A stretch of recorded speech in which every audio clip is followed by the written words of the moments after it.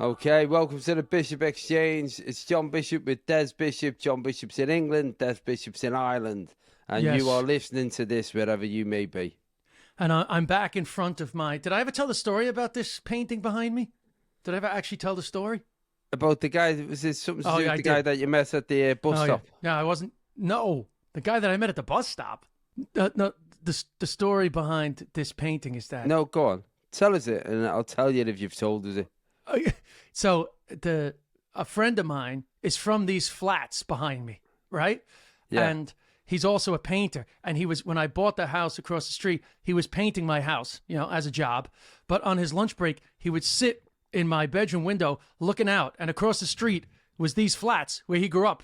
So as a housewarming present, because he's into painting also, he's into doing little paint, he painted the flats, the view from the window of my bedroom, and gave me this as a housewarming. But now So it's he's a house painter who also does artistic painting. Yeah, as a hobby. That's very good. That's nice, isn't it? So this is the Dolphin House flats, and it's now the background to the podcast. Anyway. You're going to take it over to America with you? I think I'm going to have to get a new...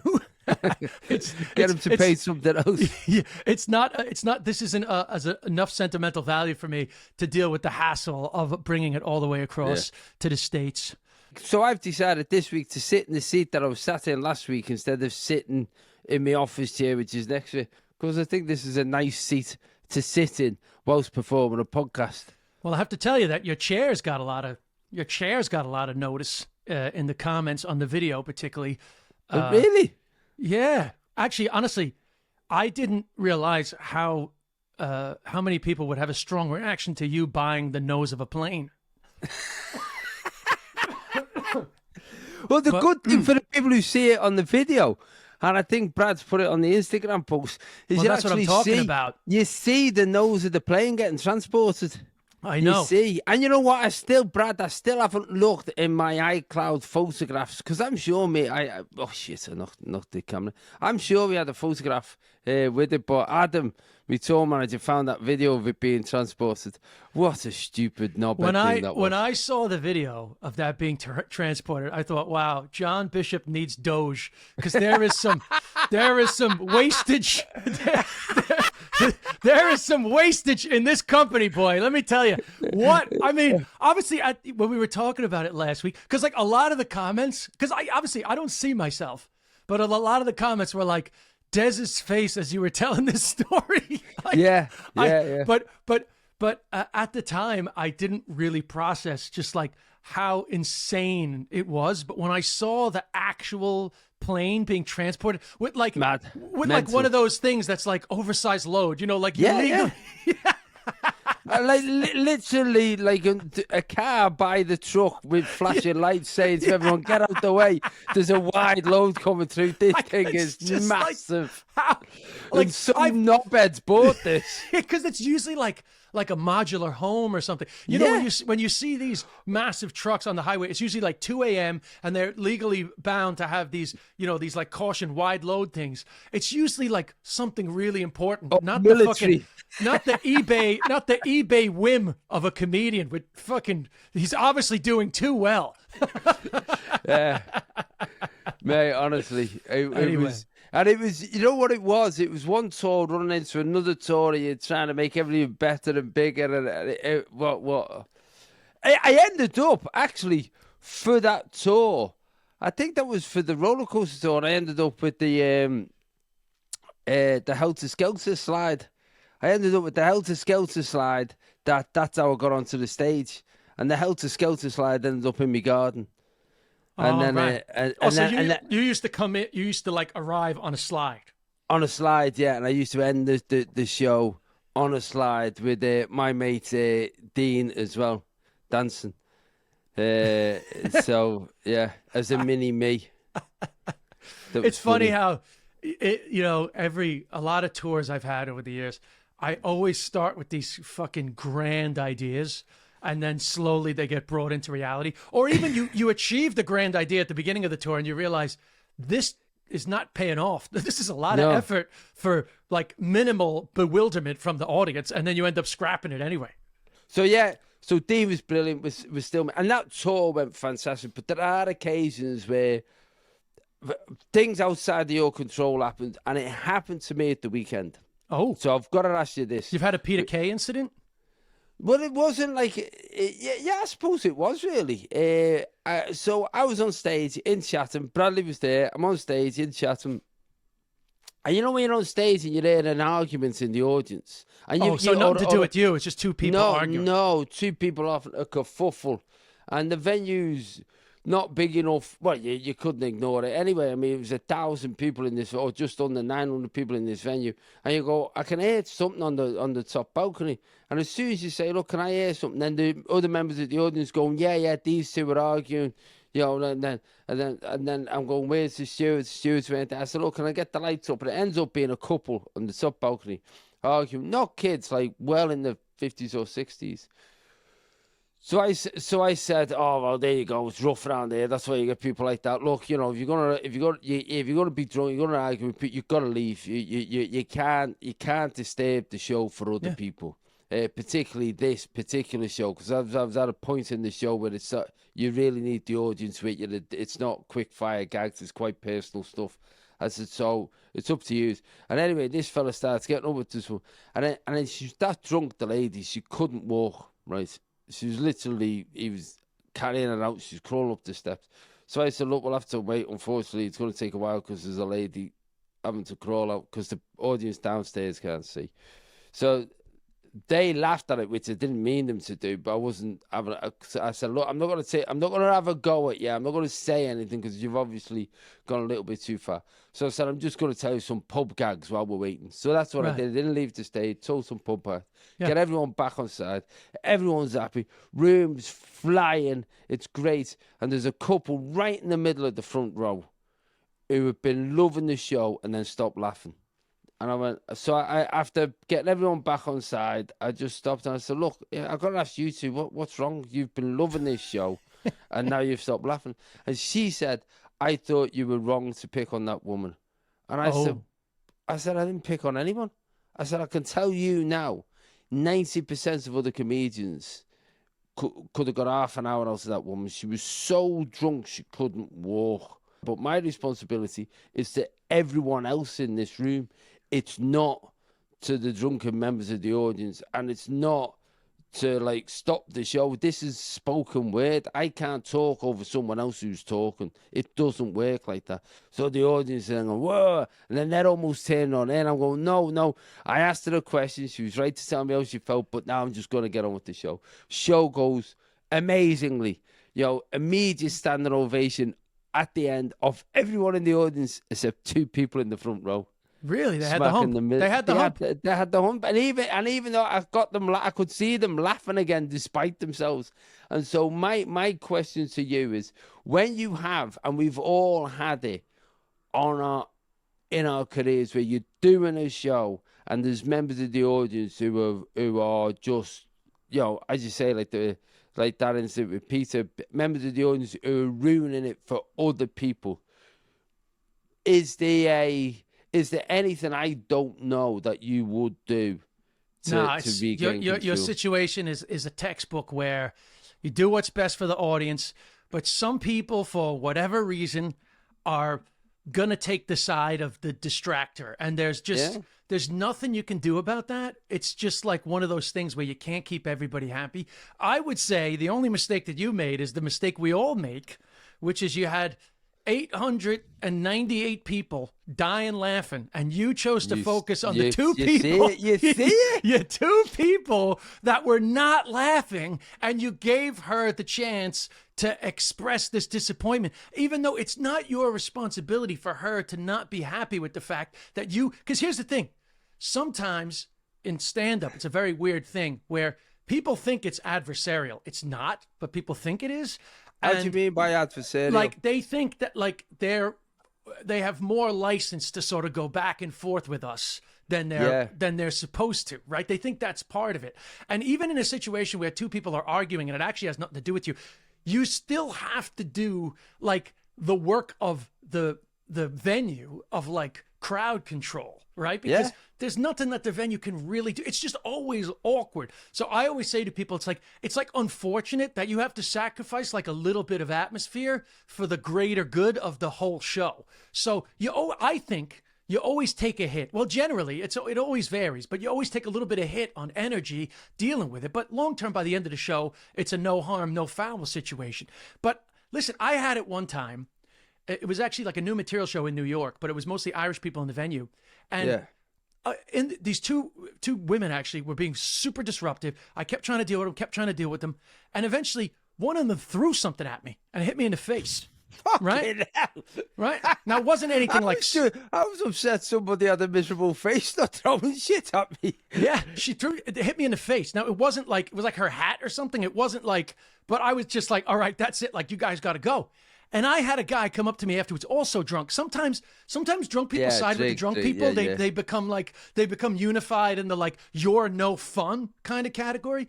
And so this guy came up to me and was like, I don't think it was fair the way you dealt with those women. That's part of the job, dealing with hecklers. And it's like, well, actually, number one, it isn't. Number two, I dealt with them and they wouldn't shut up. And eventually you just have to ask them to go. And the majority of the audience are glad you got rid of them. But there's always going to be a couple of people that don't agree. And it's just funny though, because when you say that, like part of the job's to deal with hecklers, well, it's really not. It's not, every now and again you get something and you go, okay, that's a little bit of backwards and forwards. That's all right.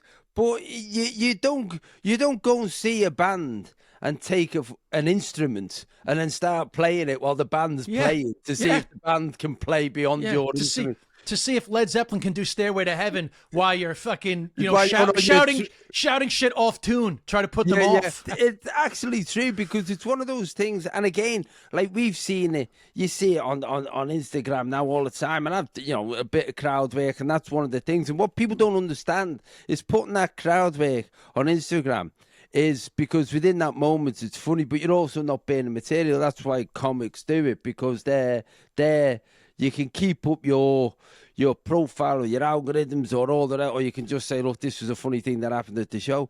But it's not like, hey, come in and just throw words at us and we'll see how we'll get on with it. Because what you're seeing when comics are putting that up is when it worked.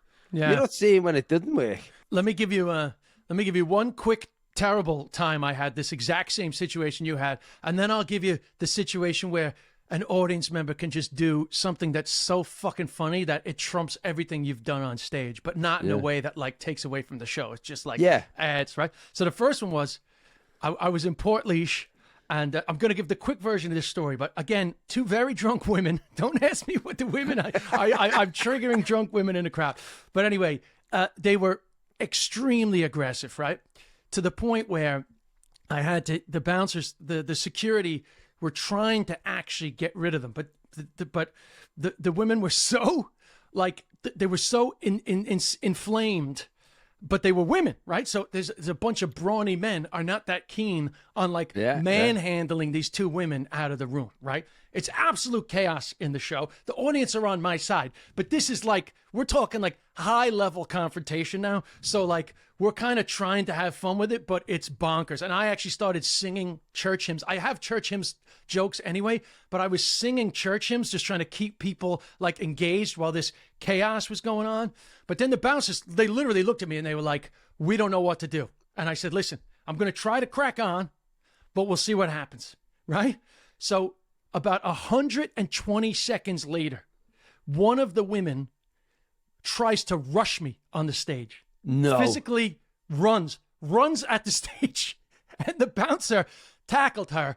He tackled her, but like for my safety, right? Nobody did anything wrong here, okay? Tackled, and then they were finally escorted from the room. And I still get people to this day that come up to me and they're like, we were at the Portlaoise show. I don't even need to ask them which Portlaoise show. It was just chaos. So that can happen because booze is a powerful drug. The maddest one that I've had, I was on stage in Nottingham Arena. And again, somebody came up and talked to me about this the other day. He was in the audience. I'm on stage, Nottingham Arena. And I'm sensing like not everyone's laughing at at the bit where everyone normally laughs. It was sort of half laughing, but not. And you can sort of see the shapes of people's heads and the look. And I said, "What's wrong?" So I said, "John, look, there's a fight." So what happened? I went, "There's a what?" And he said, "There's a fight." So I paused. I went, "There's a fight." The guys on the cameras, I don't know whether they were thinking to show me or what was going on. They turned the camera off me onto the fight. So we just saw this brawl going on. Which comes on the screen. So I'm like almost commentating on this fight. Then it comes back to me. And then I can see what's happening. The lights sort of go up. You see all the high vis people, the stewards coming in. And it was two families who had a long running feud or whatever, fight with each other. And you just saw like four fellas pulling this big massive bloke away. And as he's pulling him away, he breaks free of them. And you just hear this voice, "John, great show." Adrian. Yeah. It was almost like the Trump picture, like fight. This guy's being carried out. Funny. Let me tell you my positive crowd story. Yeah, this doesn't I like positive. This doesn't start with confrontation. So I was in Ballymaloo House in in East Cork's beautiful old country house. It's now like a high-level food hotel, but they have a beautiful old grain store that they've turned into a venue, and they do shows there, all sorts of shows, not just comedy. But it's kind of posh. But the crowd is just people from the area that come in, and it's such a nice experience. Everything about it is so awesome. Anyway, every time I go there, I always do some jokes about how posh the owners are, and you might know Ballymaloo relish, just like posh food jokes. Yeah. And, just all that kind of stuff. Anyway, there's a guy in my front row that's from Cork City, and he's from Mayfield, right? Mayfield's from where Roy Keane is from. And, I lived on the north side of Cork for years. I started my comedy career in Cork. So I got a lot of just tough neighborhood jokes. And I'm joking with the guy from Mayfield throughout the show. And he's great crack, and it's just, the vibes are great.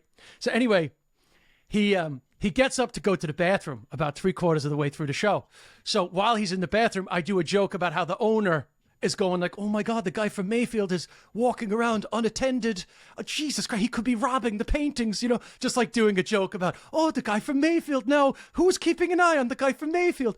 So whatever, the crowd are laughing. This isn't like grade A material, but we're having a bit of a laugh, and everybody knows the owner because it's such a local crowd, so it's all just very local.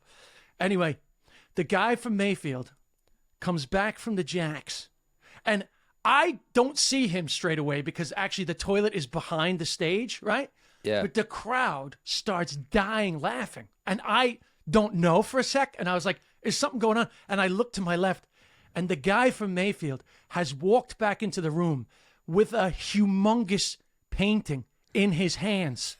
He had unscrewed one of the paintings off the wall and walked back into the room with a fucking painting in his hand. And I don't think I've ever laughed myself at my own show at something somebody else did. Yeah. And that's actually also one of the reasons why Irish people probably are the best, because that takes a lot of fucking balls to pull that off. Yeah. And I just had to be funny. I just had to give that guy a round of applause. And moments like that. that. Sometimes you do. You just go, you know what? That's just great. Yeah, and you don't care because the audience are loving it just as much. Exactly. And you've already established. I'm like that. If you do get a good heckle, you don't have to win. You've already won because it's funny. You go, mate, that was good. Give him a round of applause. Yeah, that's very good. So anyway, that was we covered that topic pretty well. Yeah. Now, one topic I wanted to ask you about, Becky put it on our little group chat. Becky works with us. Oh yeah. Which I thought I actually don't care about James Bond. You don't care about James Bond? I know it was like a theme of my dad's show, but it's like it gives a false impression because, yeah, I know, but it's kind of like I understand, but it's like my dad. I thought it was a good way to talk about that, but you don't want to talk about it. Well, because I don't care about. Sorry, I was thinking of it in relation to the topic of who's the next James Bond. Like, I don't really care. You know. Right. Well, there's a couple of reasons for this, right? One is the reason I want to. We'll mention it. We'll move on quite quickly. Is that Pierce Brosnan has said this week that he thinks James Bond needs to be British now, and a few people have been up in arms about it. I personally think, bear in mind that Pierce Brosnan is Irish. Yes. So may not have joined the British Army anyway, as James Bond was a member of the British Army. But Pierce Brosnan, me and Bradley met Pierce Brosnan on this tour in Harrogate, and had lunch with him. He is a class act. He's somebody that you go, oh my God, if I ever met Pierce Brosnan, I hope he's going to be as cool as he was when we met Pierce Brosnan. He was a really top fella. And I think you've got to take a former James Bond opinion into this. And I do think that James Bond is a British institution. It was an Englishman always winning against the odds. Yeah. And he's like Rocky with gadgets. But honest to God, when you watch some of them now, they are so misogynistic. It is incredible how misogynistic they were. They are caught in time. But anyway, I just wanted to say that for me, James Bond should be British. But the interesting thing that people don't know is you did the show and you wrote a book about my dad was nearly James Bond. You are, apart from us having lunch with Pierce Brosnan, you are a close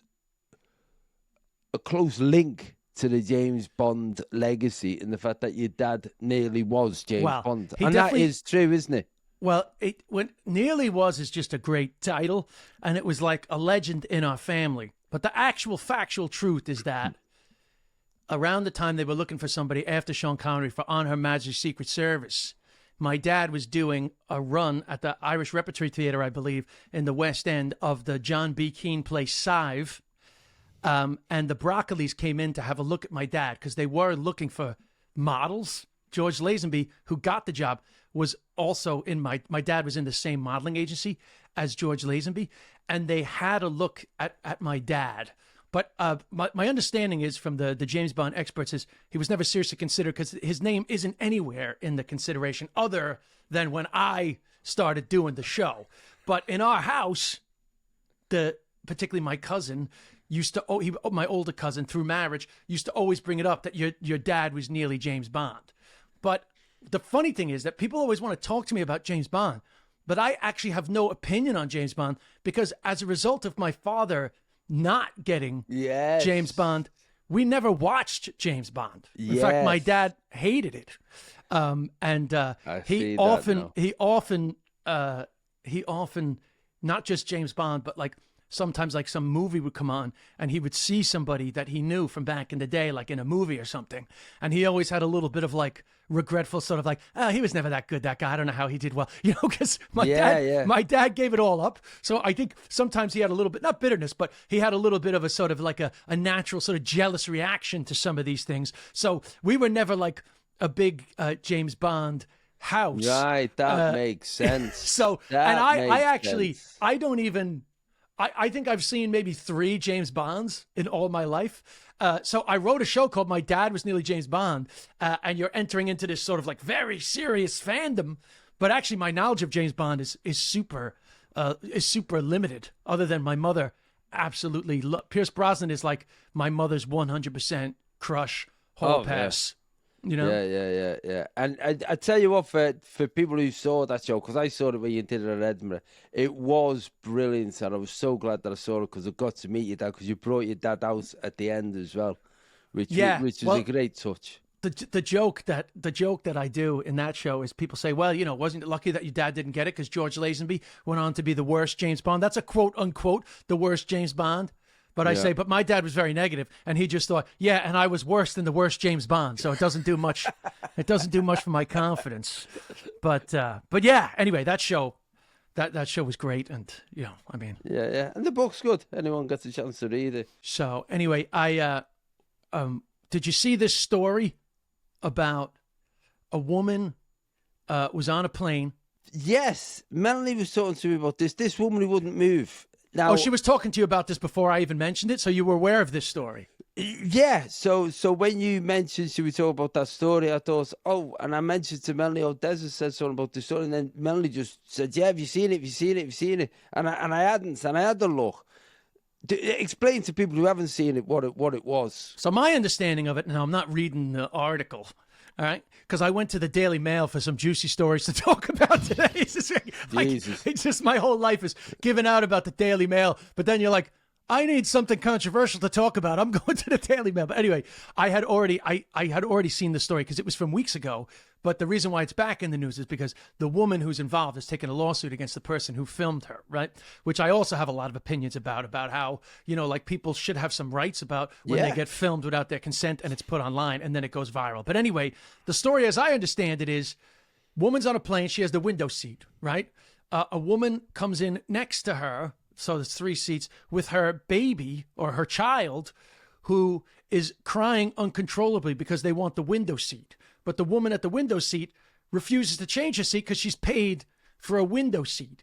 And somebody filmed it and tried to sort of put it up online as if it's like, look at this horrible woman who won't change her seat to stop this baby crying. I'm going to tell you that I got annoyed. And I'm going to tell you right now that I was immediately on the side of the woman who would not give up her window seat, because it's not her responsibility to look after the whims of a crying child.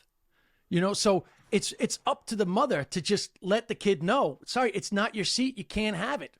It's just that simple, in my opinion. Well, that's the voice of a person who doesn't have kids. Well, I'll tell you.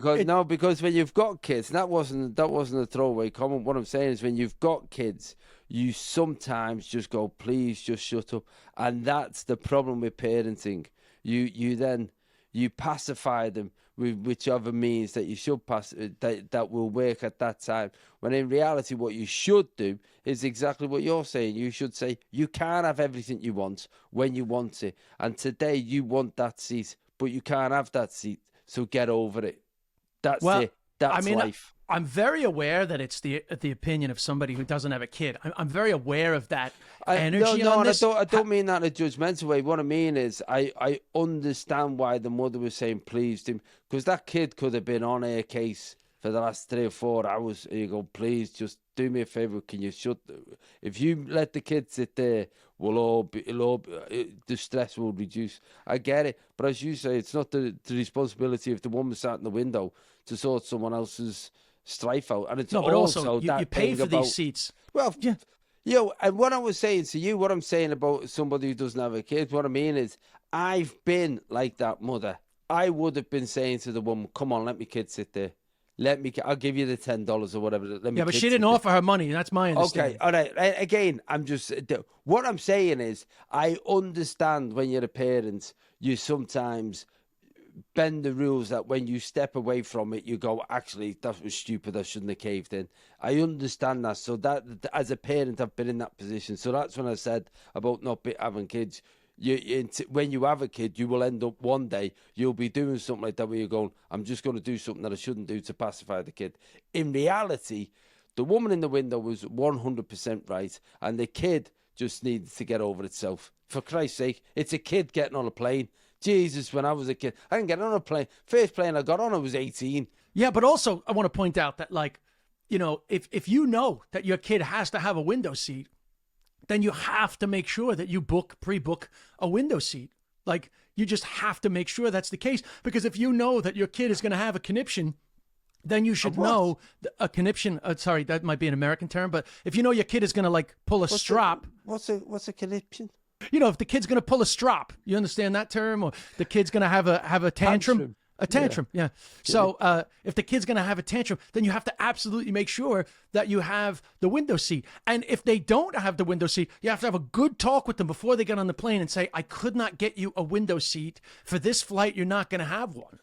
No, because here's the other thing. The person who filmed will now be mortified because it's probably, they're now the baddie, as they should be. No, the woman is literally taking a lawsuit against him because there's no law on filming people in public. But I think the law around publishing online people without their consent might be an issue. So she's she's kind of milking it. Now it turns out she's gotten a lot of followers out of it. So I think there's no heroes. There's no heroes in this story. But without getting into that, I also listen. I know that I don't have kids, and I 100% get it.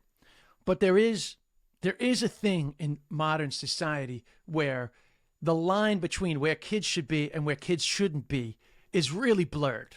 And I think that it's good that blurring has allowed parents to be able to, do more stuff with their kids. But I also think that sometimes it's not fair on the people that just, don't want to be around like the parenting I of it. remember as a generation, this is the interesting thing. You're talking about kids. Kids are everywhere now. You go into pubs, kids are there. I remember my dad used to go to the pub and he used to say, do you want to come to the pub? I'm going to the pub with me. My dad would go to the pub. He'd leave me in the car. He'd go in, he'd get a bag of crisps and a bottle of pop and wind the window halfway down and leave me in the car for 4 hours where he had about 5 pints with his mates. And that was me going to the pub with me dad. There wasn't a soft play area.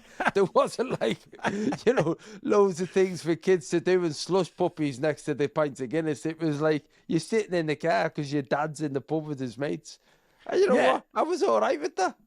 Yeah, and it's funny how people have changed because so when I was a kid, I remember my mother used to get irritated when kids would cry at mass, right? And she'd be like, you need to take that kid outside. Now she had kids, right? But she had no tolerance for that, right? But obviously not as many people care about mass these days. But now I've become my mother in a coffee shop. Now I have no problem with people bringing their kids to coffee shops. But when the kid's getting loud, or my real pet peeve is the super parent. Do you know the person that has to parent really loudly in public? So we've gone from chilling in the coffee shop to listening to some mother with her fucking quote unquote gifted child. And she's like, now what's 5 times 5, Darren? And you have to fucking listen to her showing off with her kid. Then I'm like, listen, we didn't come here to listen to your parent. I have no problem with your kid being here, but you got to parent a little bit quieter. Because we're all fucking listening to you trying to show off the kid of the year. So it's shit like that bugs me, where people don't understand that this is a shared space. So you have to keep the level to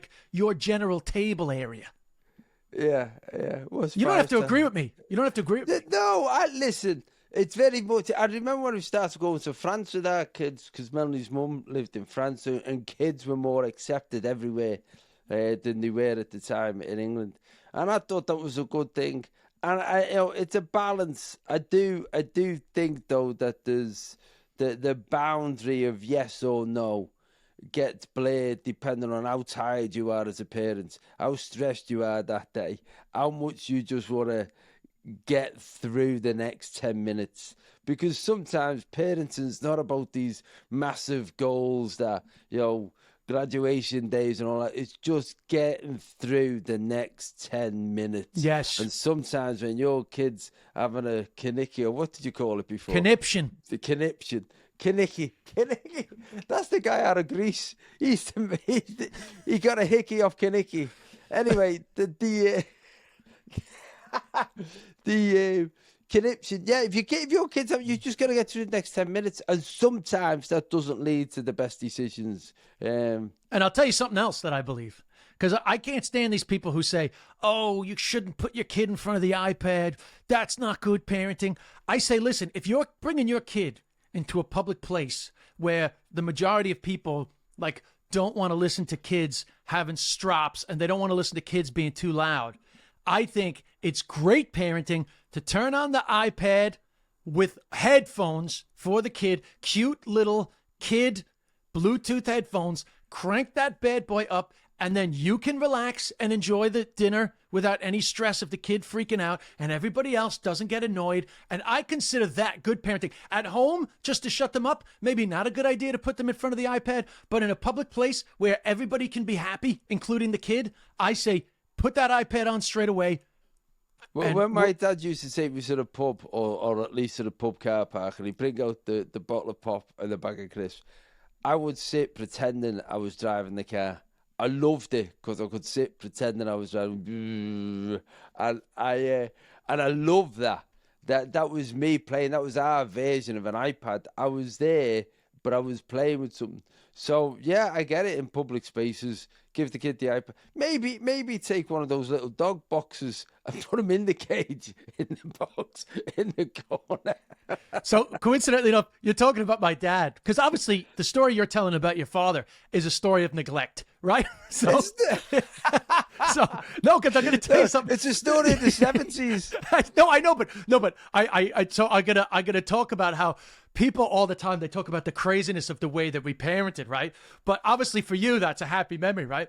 So my dad, right, when he told us where he wanted to spread his ashes, because my father told us that before he died, right? And coincidentally enough, it was in Ballycotton, which is near Ballymaloe, right? Which is the other reason why I love doing the show in Ballymaloe that I already mentioned, is because I always get to go visit my dad's final resting place, because we spread my dad's ashes on the cliffs looking out over the lighthouse in Ballymaloe, right? And it's an absolutely majestic place, right?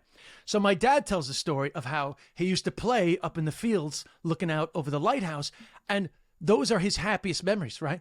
But actually, the reason why he was in Ballymaloe in Ballycotton on his own is because his grandfather, who was a raging alcoholic, used to go to Ballycotton to do some business like selling pigs or something. And then he would go to the pub, get hammered, and tell my dad to fuck off and do whatever he wanted. So my dad, completely on his own, would be up in the fucking hills like you were in the car having the fucking happiest. And then people go, oh, that's bad parenting. It's like, is it? Because that is my dad's final resting place. Your example of bad parenting is where my dad wanted to live for eternity. His happiest fucking memories were when he was left to his own devices. Listen, when I die, I want my ashes spread in the car park of the Wheat Chief. Me dad would have liked that. Just put him there in the Wheat Chief and throw some crisps and pop on top. Hey, listen, can you believe this? Whilst we've been talking, I've just got a text off Tim Vine. So Tim Vine, for people who don't know him, but perhaps in America, Tim Vine is a brilliant comedian who is fantastic. He's clean, doesn't swear. It's silly jokes, but when we did the charity gig the other day, all the comics stood on the side and watched Tim Vine because it's silly but funny. He was brilliant, wasn't he? I love Tim Vine, man. In fact, yesterday I was going through my phone looking for old photos of us, coincidentally enough, just to have like a collection of old photos of us to post to promote the pod. And I actually found a photo of Tim Vine dancing at the Melbourne Comedy Festival in 2012, just coincidentally enough. He's a great guy, one of my favorite guys. And he's just sent me a message saying, just watch you talking about the nose of the plane you bought. Absolutely brilliant.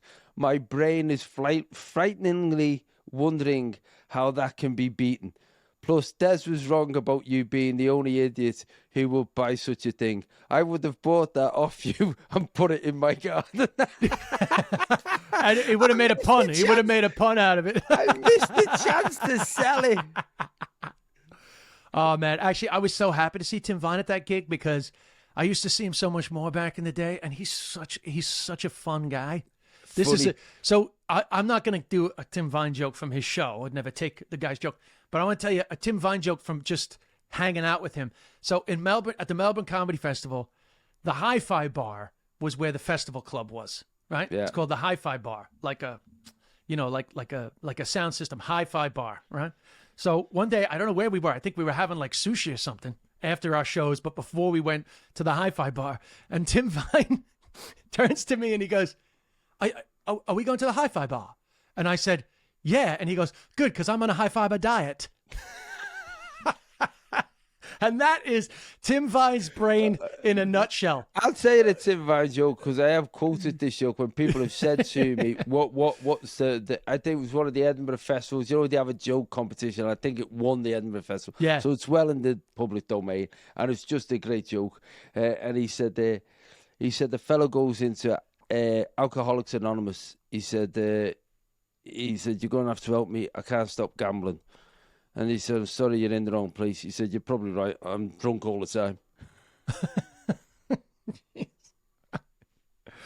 Oh, man. I'm not going to say that again. Think you told it wrong? I think I told it wrong. Oh, God. And I laughed, too. I fake laughed. I know. It was shit laugh. I gave you a fake laugh because I was like, I'm gonna pretend that I know what that meant. No, a fella goes. This is how hard it is to be God. Tim Vine. Tim Vine's jokes are so fast. If you say one word wrong, you kill the joke. It doesn't make any sense. If you want to hear Tim Vine jokes, go and watch Tim Vine because Tim Vine is top draw, top draw. Can you hear me? Because everything's just paused. I think we've lost Des. Des is froze. We're back on. We just had a few technical issues because Des's internet dropped off. Like 100% dropped off, and we used this program called Riverside, and it was a 100% full panic.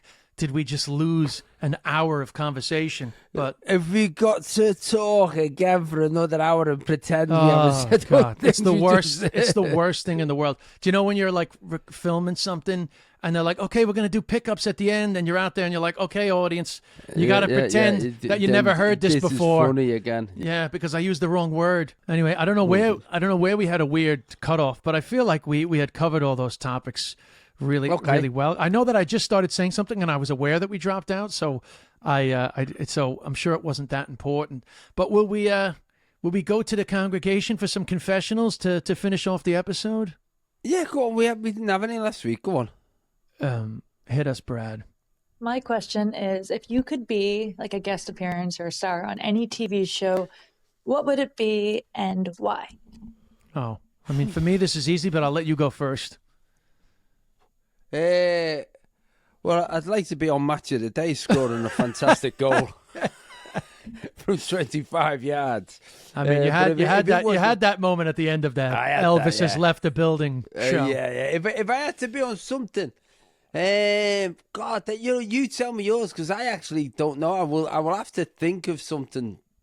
I mean, I would love to be on Severance now. You know, I would love to. So Gwendolyn, it could be a drama, it could be anything like that. Yeah. Well, she was saying like guest appearance. I just assumed drama. Oh, right, okay. I would love to be on Jeopardy, the American quiz show, but I feel like I'd be very afraid. I feel like I would do shit. But TV shows, I'd love to be on Severance because like Gwendolyn Christie, you know, who's Brienne of Tarth from Game of Thrones, she was on Severance. Just a little sort of cameo, but then she was on the Severance podcast just talking about how obsessed she is with the show. And I was like, oh shit, me and Gwendolyn Christie have this in common. So I would absolutely love to do, just to be part of that insane show. So Severance would be mine. If we're going down that route, because there's a big thing over there, Traitors, and I know it's a big show in the Traitors, States. But you could be on that. I know, so there's a celeb version of that which I'm not going to do, but that is that I'm interested in the whole dynamics of that. But if there was a drama type thing, I'd have loved to have been in The Sopranos. Was it just the Liverpool connection? Let's hear it. Hey, let's hear it. Hey, where you from? Hey, if you got a cannoli, what are those cakes that they have? Cannolis. It's not terrible. It's not terrible. Say coffee. Okay, so how do you like your coffee? Yeah, hey, when you say it like coffee. I threw a bit of New Jersey in. Oh, really? Oh, yeah. Your ear is that adept. Yeah. I'm throwing New Jersey in. How do you like your coffee? Hey, how do you like it? Coffee. I mean, I'm not even putting it on. I'm just saying coffee the way I say coffee. Coffee. You're not putting it on. You're coffee. Yeah, you got to round. Fuck that guy. Fuck that one. But no, I don't like that. You know what? Because there's certain iconic My question shows. is, if you could be like a guest appearance. Sorry, guys. That was Brad. Jesus Christ.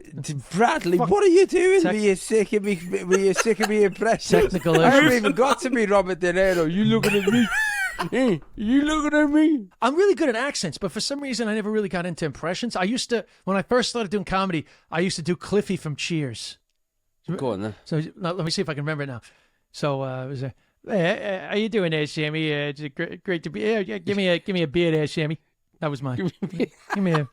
Hey, what are you? You're talking about that. You're talking about that there. You're talking about that there. But it's been a long time since I watched Cheers. Hey, what are you saying, Woody? Who was that? Was that Jimmy Cagney? Was that Jimmy Cagney? Sammy. What are you talking about, Sammy? Jesus Christ! Can you do an impression? Who's your impression? Who's your impression? Me? Anybody. Doesn't have to be American. Do in English. Who do you do? I do already very well. Your fucking brother? Yeah, I do my dad great too. Come on.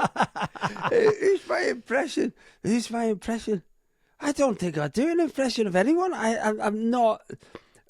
But I don't think I've got the range of the accent. But yeah, I'm looking at a book of Billy Connolly. Hello, Billy Connolly. No, that's terrible. Hamden Park, 3,000 fans. I never tried to do a Billy, but. So you said you were good at accents? Yeah, I'm good at Irish ones. Fuck off. What's that mean? Go on, there's so many Irish accents. So, like, obviously, this is like a Dublin working class accent, like, like literally Dublin, North side. And then there's also like posh Dublin accent, like, like, oh my God, I love John Bishop. I just think he's so rational with his jokes. John Bishop's just like, he's like an everyman, like speaks to the people. So that's like my Dublin posh. And then Cork, do like Cork North Side, like John Bishop's fucking funny, baby, because he's a working class guy just like me, do you know what I mean? And then you can do posh Cork, be like, yeah, I really like John Bishop actually because, he's done well for himself and he really speaks to people who have ambition. They really understand ambition and making something of yourself. So that'd be like a posh Cork. And then you can do like fucking Belfast, like John Bishop gets it, like I get it, he's English. But he knows about the struggle of people. Like, that's good. He knows good. They're all fucking good, John. But I find Belfast really hard to do. You got to put the fucking two bits. So here's the. Well, what about you? That's not bad. So apparently the trick. There's a trick where if you take the sides of your tongue, not the front, like the two sides of your tongue, and you try to stick them to the inside of your teeth, on the gums by the inside of your teeth, so that the bottom of your tongue is free, but the back sides of your tongue, and then you try to hold it there, and you say, here now, what about you now? So that's what they say. Tongue sticking. No surrender. John Bishop is doing a Belfast Protestant with no teeth saying no surrender. And anyway, no, I've never been great at really. I didn't live in the UK, so I've never mastered like UK specific accents. But the Irish accents, because I lived here for so long, I'm pretty good at. I can do Wexford quite fucking funny, like Wexford, because Wexford's kind of unique, like accent, like But I lived there for years, so it's quite fucking funny doing an accent like that, It's kind of whiny like that. Anyway, that's the accent. Very good. No, but anyway, I can't do impersonations. People who've just started listening to this think it's the clangers. What's all that noise? So, Brad, but it's a great skill. If you can do accents, it's a great skill. Like those are trying to learn it because it makes jokes better when people can do it. Like you see people slip into accents. And like my oldest son Joe is brilliant at accents, and I don't know where he's got the ear for it, but it's just never been anything I've ever felt, because it's you try like the whole New York thing. Hey, what you doing? What the? But you end up being a parody or something. When someone gets it spot on, love it. It is so impressive. I tell you what, I just watched Toxic Town, which is a Netflix thing that's over in the UK about this town in Corby where they all got poisoned by the council and so on. And my friend's in it, Jodie Whittaker, who was Doctor Who when I was in Doctor Who. And Jodie does it with a Scottish accent. Now, that's not her natural accent. But, and she's a friend. And it's so good that I'd honestly, halfway through F1, I'd forgot how she normally sounds. That's when someone's properly nailed the accent. Do you know what I can't say? Did we talk about this before? When somebody says, oh, I don't have an accent. Do you ever hear these people? They say they don't have an accent. I go like, oh, really? You don't make a noise. Of course, you don't have an accent. Like all human communication evolved from your voice. Like your accent is the beginning of human conversation. Of course, you have a fucking accent. So sometimes in Ireland, I do a joke where like somebody with like a posh Dublin accent will be like, I don't have an accent, and I'll be like, you do have an accent. It's posh cunt, but you just can't hear it in yourself. Go ahead, Brad. But anyway, Brad, we'll take another.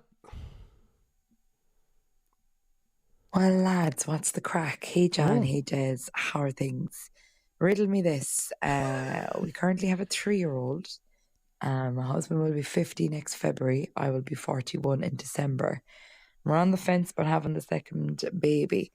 We've just gotten out of the whole, we're potty trained now. We're sleeping the full night through. And a little part of us is like, should we give them a sibling?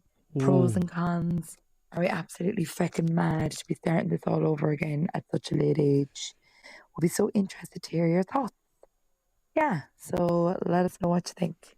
Wow, this is really your area, John. I know, but I have to say, what was that lady's name, Brad? That was Laura. Laura. Great. Wow. Are you? What a sexy voice Laura's got. I mean, in terms of having another baby, so with us, we had, what's the age difference? Between all three of them, it's 3.5 years. Yeah, which is not long enough. And what Laura was saying there, she's finished with one, they're out of the nappies, they're at the phase 3, the baby's 3. Did they give him a sibling? Now, what you're thinking of is the cozy idea that you're going to give them a playmate. Yes. Someone to grow up with and someone to bond with. And in reality, what you're going to do is just give them someone to hate. You're just going to give them someone to fight. Somebody who's going to be taking all of your attention off them. Somebody who they can bully. Somebody who they can give a dead leg to. Because my wife is an only child, and one of the things that I've found in our relationship that I couldn't get my head around is that her, and it's. When she didn't naturally compromise as much as I do, and I realised it's because no one's ever given her a dead leg. No one's ever just come in and gone, "There's a dead leg," just for no reason whatsoever. Because that's what you've got when you've got an older sibling or an older brother. I would say, from Laura's point of view, there's a lot of things about having an additional child.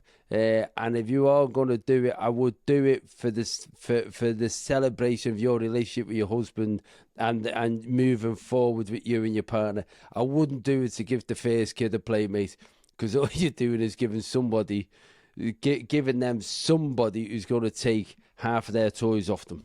Yeah, they're also a bit older by their own admission. Yeah, particularly the dad. Yeah, three. Yeah. Oh, I didn't know the age thing. So maybe he's 50. I think he's 50 already. Is that right? Yeah. Is that what she said, Brad? I believe so. My ears could be deceived. Yeah, he's 50. She's 49. Yeah. Oh Lord, no, call it a No, day. she's 41, right? Is she 49? No, she's 41. Oh, maybe she's 41. Yeah, she's 41. Yeah. Well, if that's the case, so that changes things. Number one, I would say older people make better parents because you just live life more, and that's no judgments on anyone else. I was a young parent, but I know if I was a parent now, I'd be better. So that's one positive. And the age, everyone will say it's just a number. It's not with children, because children need you to be energized all the time, particularly young kids. And I think you've just got to be realistic about how much time and energy you want to devote to another child. Because it's not doubling the work. It's not like that. When you get an extra child, it's not what you're doing plus a bit more. It's like what you're doing times another 6. Really? And then you get a third child in, and then that's it. That's why every time there's a third child in a family, you're just so relaxed as parents, because you can't sustain the intensity that you put into the first 2. So the third child just runs feral. You just go, look, the third child's just going to have to cope by themselves because we've just got nothing left. I think it's a lovely thing that people would think that we could contribute to that decision.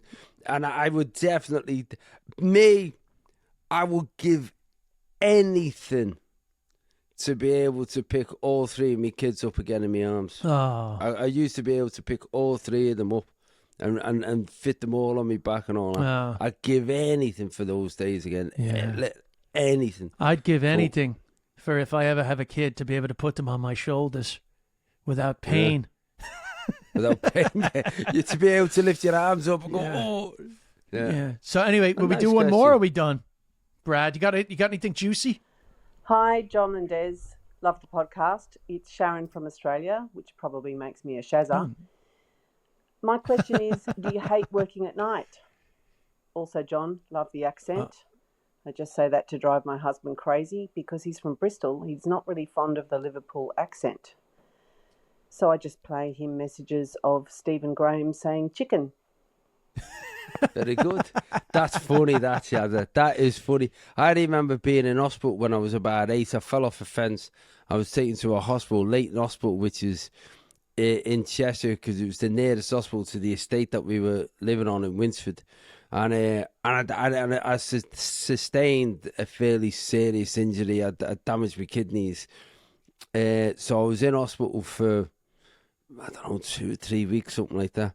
And this nurse used to come in every single day. It's probably be classed as child abuse now, and say, go on, say chicken. Go on, say chicken. I'd be sat there with drips hanging out of me, and I'd be going, chicken, chicken. She get all the other nurses and go, look at him say it, go on, say chicken. That's honest to God true. You know what's funny is there was a comment on the Spotify, which we love the Spotify comments, by the way. There was a comment on the Spotify, and an American woman or a Canadian woman said, I don't usually watch podcasts, but this is the only podcast that I watch because John is so hard to understand for me. I need to see his lips. I need to concentrate on his face to actually get a vibe of what he's saying. Oh, I love that. I love that people commit to it. That's fantastic.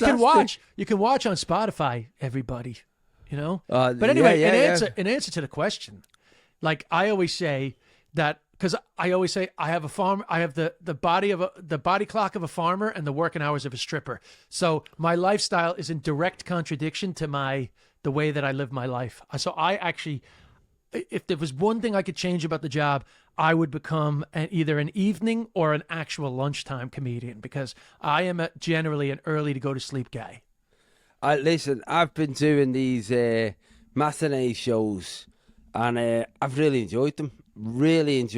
And some of these, they've been starting at 4 o'clock. But I think afternoon comedies, I never thought it would work. It's brilliant because, again, my demographic, my audience, they're all up for it.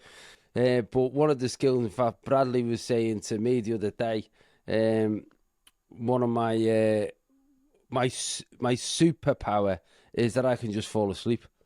Yes. And so, like Bradley was driving me the other day, just fell asleep. In between shows, just fell asleep. You train yourself to get enough sleep in order to be able to do the show overnight. Yeah, I can only I can nap, but it's always like a 10 or 15-minute power nap. But it totally stands to me. But here's the dark side of it, right? Like sometimes you have to drive home after a show. And I was in Australia, Perth, Australia, Western Australia, in 2012. I did my show. Show went great. I went for food with Astor Trelevin, great Australian comic, and I ended up leaving the food place about 12:30 a.m. And I had a little like post food, like weariness. I was staying in Cottesloe, and on the way back, I fell asleep and I wrapped a car around a tree. Now, luckily, I was fine, but I just like suddenly, suddenly I was just asleep. And next thing, I hit the curb. It woke me up, but not fast enough to turn away from a fucking tree. And every airbag opened, and and this is not jet lag. Nah, this was. I had been in Australia for like 6-7 weeks. It was just late at night driving. I can pass. My body wants to be asleep after 9 p.m. Now, luckily, I was fine, but I did destroy that car. Yeah, but it is interesting. It is a very good question because you are everyone's night out. Great question for two early risers. Good question, right? I got to shoot. I'm going to do some training, some exercise. Oh, nice. Oh, you got a trainer coming. Nice. I got a guy coming. No, I have. I've been going to his gym, and he's gonna come here. I love it. Because I'm going up north. So I'm going up because Liverpool are playing PSG tonight. So I'm driving up. So to save me a little bit of running around, he's coming here so that I can get in the car quicker and get up to my dad's house. Well, good luck to your beloved Liverpool. Yeah, big game tonight. Big game. And that's it, everybody. Listen, check thanks us out for listening. For our normal stuff. Like, subscribe on the YouTube, share. or share, all of the stuff that everyone tells We you love to the do, comments. please We do. love the comments on I love the comments on Spotify. Yeah, please do. I'll be honest with you. I wasn't on Spotify until last week, so I've now got me premium Spotify, so I can look at all the comments because I was always using Apple. But I've donated £11.99 a month so that I can see these comments on Spotify. And I'm in Belfast on Thursday, and then I'm back to the States, and I have tons of American dates on my website. If you're listening from the States, go and check that out. And most importantly, spread the word about the pod. The Bishop Exchange is here to stay. Yeah, on that point, by the way, I've got to say this. I'm doing some European dates when I finish, one of which is in Mallorca. That's a key one for the UK and Irish listeners because it's going to be in Mallorca. Nice. On April the 11th, I think. It's a Friday night in Mallorca, April the 11th. But the week after, April the 16th, for anyone who does happen to be in New York, I'm going to be in New York in the Comedy Cellar, doing 2 more taping shows, so recording, filming in the Comedy Cellar, an 8 o'clock show and a 10 o'clock show. I'll be there actually to support. Oh, you'll be I'll there. Be there come along. to support you, as in watching, not to open for you. You got the wonderful John Laster. No, John will do that. Yeah. John's fantastic. But it'd be brilliant. It'd be brilliant if people can get along to that. All the details on the website, our various websites, and as you say, thanks for listening to the Exchange. I'm genuinely loving it because these are the phone calls we would be making anyway. So we may as well have Bradley involved. Stick it out there. We don't have the recording of when the phone dropped and I was fucking like, fuck, God, fuck. I was so stressed, man, because I was just like dreading fucking having to repeat the conversation. But anyway, all right, everybody. Take care. Zaijian. God bless.